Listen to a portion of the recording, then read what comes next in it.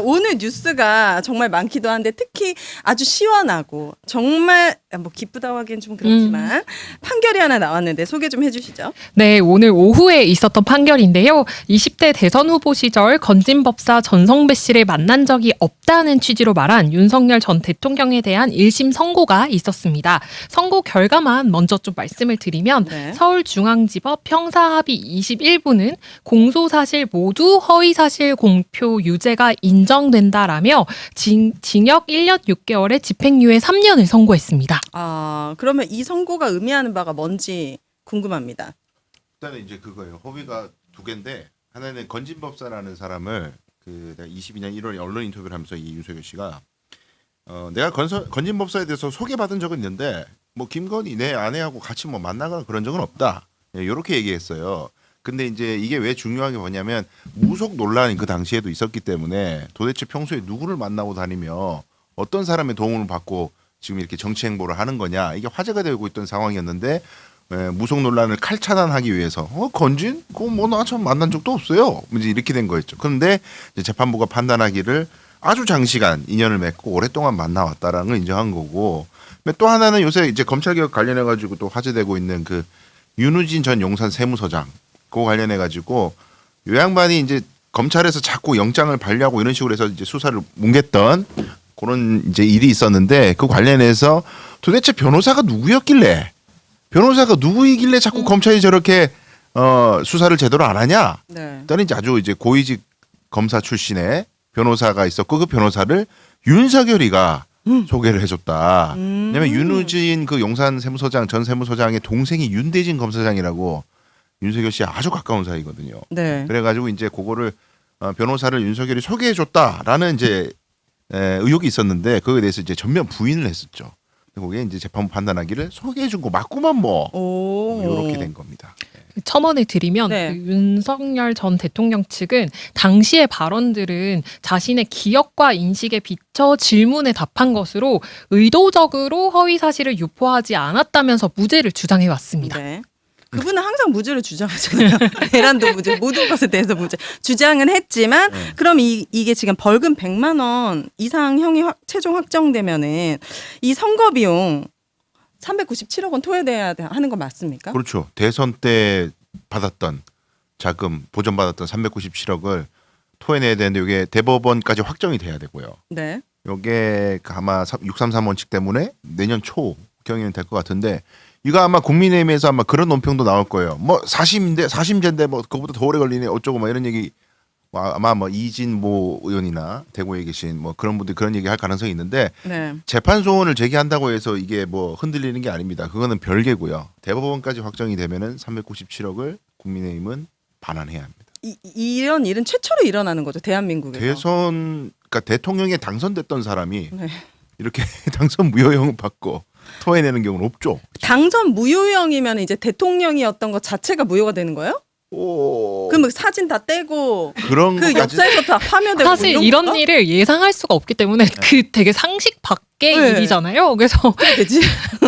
아마도 대통령도 물러나야 될까요? 어떻게 되는 걸지. 탄핵도 됐는데 네. 당선 무효까지 되면은 두 번 그냥 사람을 그러니까 그 역사에서 완벽하게 이제 지워지는. 그러니까 어디서 윤석열 전 대통령 이러면 안 된다는 얘기죠. 그러니까 대통령이었을 뻔했던 모든 와 굉장히 힘든데 그러면 이제 두 변호사님께서 생각하시는 이 오늘 선거의 의미가 어떤 의미를 지닌다고 보시는지. 근데 국민의힘이 그동안에 뭐 내란에 대해서 말로는 자기네가 반성하는 것처럼 했지만 실질적으로는 반성하는 태도를 보이지 않았었고 윤석열이라고 하는 정말 가짜 잘못된 사람을 내세워놓고는 마치 자기네들이 엄청 잘한 것처럼 정치적으로 피해를 본 것처럼 주장해 왔었는데 그게 사실 이제 틀렸다라고 하는 거를 우리가 확인을 할 수 있는 것이고요. 네. 그리고 엉터리 같은 사람을 대선 후보로 내세우면 대통령 당선되더라도 그거는 안 된다라는 걸 알 수 있습니다. 근데 여기서 이제 핵심은 이거죠. 국민의힘이 과연 그러면 397억 원 만약에 당선 무효가 확정이 된다고 했을 경우에 국민의힘이 397억 원을 정말로 줘야 되느냐 아니면 그 중간에 꼼수를 부려가지고 뭔가 빼낼 수 있느냐 이제 이런 게 지금 핵심이겠죠. 지금 중앙일보에서 나온 거에 따르게 되면 국민의힘의 재산이 1,315억 776만 원이래요. 26일 기준으로. 근데 그게 대부분 토지가 756억 원, 건물이 160억 원, 임차 보증금이 273억 원이래요. 그리고 현금 및 예금성 자산이 115억 9,700만 원이 있는데 이 돈은 이제 당직자들한테 뭐 돈을 줘야 된다거나 이런 고정 지출 비용이 있어서 그건 못 건드리니까 결국에는 부동산이나 이런 것을 팔아가지고 돈을 지불할 수밖에 없다. 그러니까 사람들이 그럼 미리 그 전에 확정되기 전에 국민의힘 자체를 해산시켜 버리고 꼼수를 부리게 되면 어떻게 해요? 이제 이런 얘기 나와서 이게 되게 웃긴 거예요. 이게 지난번에 국민의힘이 이재명 대통령이 그때 공직선거법상 뭐 허위 공표 뭐 이런 걸로 이제 문제가 됐었을 때 국민의힘 의원들이 발의를 했어요. 네.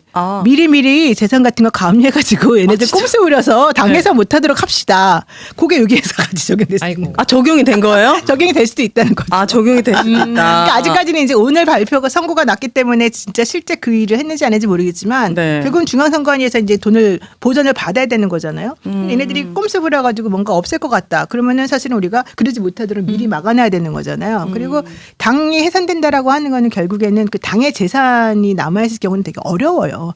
그 재산을 어떤 식으로 이제 분배해야 되는지도 문제가 되고 정 안 되면 나중에 이제 나라에 이렇게 귀속이 될 수밖에 없는 구조가 되기 때문에 그 시간이 많이 걸립니다. 그래서 제가 봤을 때 여러분이 그렇게까지 걱정하실 필요는 없을 것 같다. 그러니까 중요한 건 확정이 되느냐 안 되느냐이다. 네. 그 정당에 가는 국고보조금이 많잖아요. 매년 가지 않습니까? 그걸 그냥 안 줘버리면 되는 것 같은데. 그러니까 당이 이제 바뀌게 되면 네. 그 당에다가 원래 주는 게 아니지 않냐 뭐 이런 얘기까지 나오니까 그렇죠. 좀 기다려 봐야 되는 거죠. 당을 해산하거나 없애거나. 야, 근데 그 자기 재산이 1,000억이 넘어가는데 요거 뭐 한 400억 안 내겠다고. 당을 해산하고 그런 그럼요. 그렇게는 못해요. 글쎄요. 그럼 당을 해산해도 397억 원은 받을 수 있는 거. 그 전에 동결을 다 시키니까.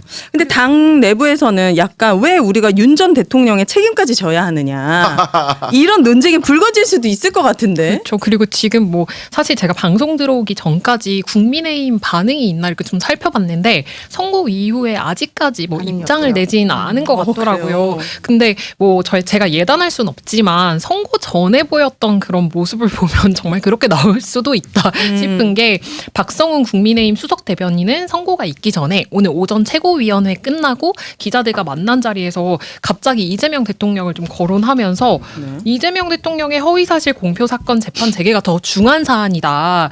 국민의힘에 지적되고 있는 선거비용 보전 문제는 유사한 사안이 있는 민주당에다가 물어봐라. 이렇게 얘기를 했다는 거예요. 네. 그러니까 웃기는 게 이게 2002년도에 한나라당이었을 때 그때 불법 차떼기 사건이 있었잖아요. 그래요. 너무 옛날 이야기라 저는 잘 모르는데. 근데 알아요, 수영이 동생은? 누나. 또 누나도 이렇게 그래요. 차떼기 사건.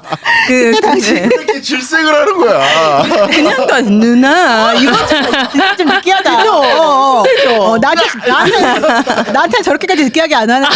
정말. 어쨌든 차떼기 사건. 불법 대선 자금이 그때 823억 원이어가지고 요거를 다시 그때 한나라당에서 갚느라고 그때 당사를 팔았었어요. 그래서 천막 당사기가 나왔었잖아요. 그렇구나. 그러니까 한나라당이 그 전신이 있었기 때문에 뭐 이거를 397억 원을 안 내려고 뭐 미리 당을 없애고 이건 너무 짜친다. 절대 그런 것까지 걱정할 필요는 없는데 제일 중요한 거.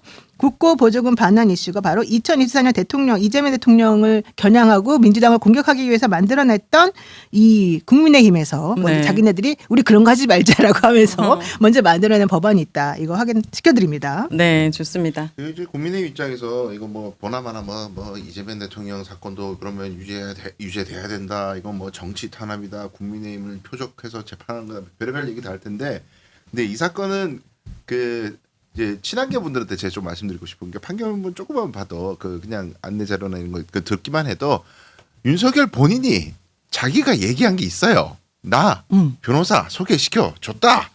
녹취가 있어. 그래서 녹취가 그대로 자료에 나갔어요. 그래서 윤석열의 겨우 얘기가 내가 이제 기억이 어쨌든 그때 당시 말할 때는 워낙 옛날 일이기 때문에 혼동이 돼서 그렇게 얘기한 거지. 내가 일부러 거짓말한 거 아니에요? 이게 다예요. 녹취가 있어. 아이고. 그러니까 이건 제가 봤을 때 뭐 정권 탄압 저기 야당 탄압이 아니에요. 그럼 대법원 판결까지 100만 원 이상 형이 나올 가능성이 있다고 보십니까? 매우 높죠. 매우. 네. 기대해 보도록 하겠습니다. 인터넷 휴대폰 정수기 렌탈 의외로 매월 나가는 요금 부담되시죠? 3년 이상 계속 사용하고 계신다면 비교 원에서 갈아타고 사은품도 챙겨가시기 바라겠습니다. 인터넷 TV 신규 가입 시 최대 52만 원, 휴대폰 구입 시 최대 50만 원, 정수기 렌탈 시 최대 30만 원, 총 132만 원의 혜택 만나보실 수 있고요. 여기에 인터넷 가입 후 쓰시던 휴대폰, 알뜰폰 그대로 통신사 변경 시 최대 30만 원 혜택을 받으실 수 있습니다. 만약 현금 사은품 혜택을 원하지 않을 경우에는 55인치 삼성 TV로 선택해 받을 수 있고요. 지원금이 타사보다 적다면 차액의 120%를 보장해 드리는 비교원 보장제 실시하고 있습니다. 개인정보 보안도 철저히 한 건의 보안 사고 없었고요. 8억 이상의 보증보험에 가입되어 있는 비교원입니다. 인터넷 TV, 휴대폰 정수기 비교는 비교원에서 하시고 전화 상담은 1670-2571 또는 검색창에 비교원 검색하시고 상담 신청하시기 바라겠습니다.